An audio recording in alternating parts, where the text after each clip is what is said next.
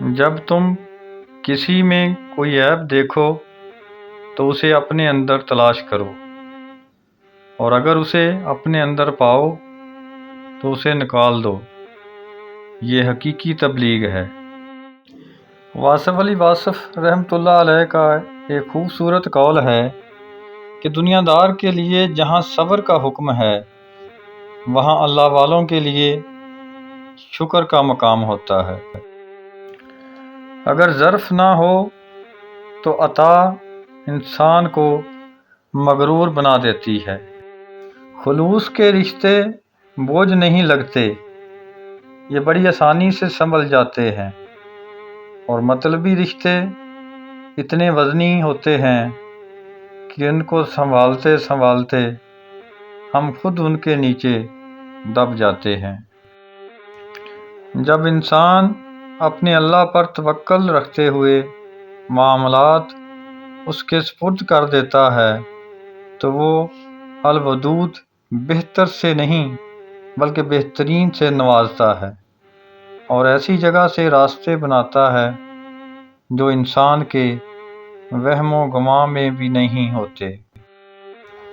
شوق تو باپ کے پیسوں سے ہی پورے ہوتے ہیں، اپنے پیسوں سے تو صرف گھر چلتا ہے اور ضرورتیں پوری ہوتی ہیں۔ زندگی میں تم پانی جیسے بنو جو اپنا راستہ خود بناتا ہے، پتھر جیسے نہ بنو جو دوسروں کا راستہ بھی روک لیتا ہے۔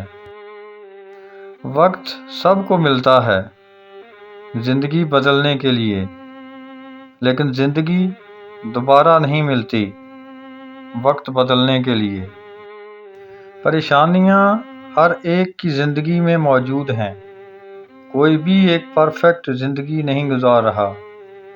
بس فرق وہاں پہ آتا ہے جب انسان اپنے معاملات اللہ کے حوالے کرتا ہے اور مطمئن ہو جاتا ہے اور کہتا ہے کہ حسبنا اللہ و نعم الوکیل۔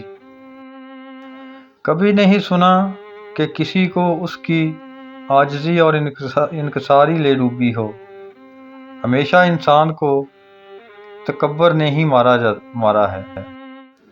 حضرت علی رضی اللہ تعالیٰ عنہ کا قول ہے کہ صرف پیسے کا ہونا ہی رزق نہیں ہے، بلکہ نیک اولاد، اچھا اخلاق اور مخلص دوست بھی رزق میں شامل ہوتے ہیں۔ زندگی میں جب انسان کو ہدایت مل جائے تو وہ یہ نہ دیکھے کہ کیا کر چکا ہے، بس وہیں سے راستہ بدل لے اور راہ ہدایت پر چل پڑے۔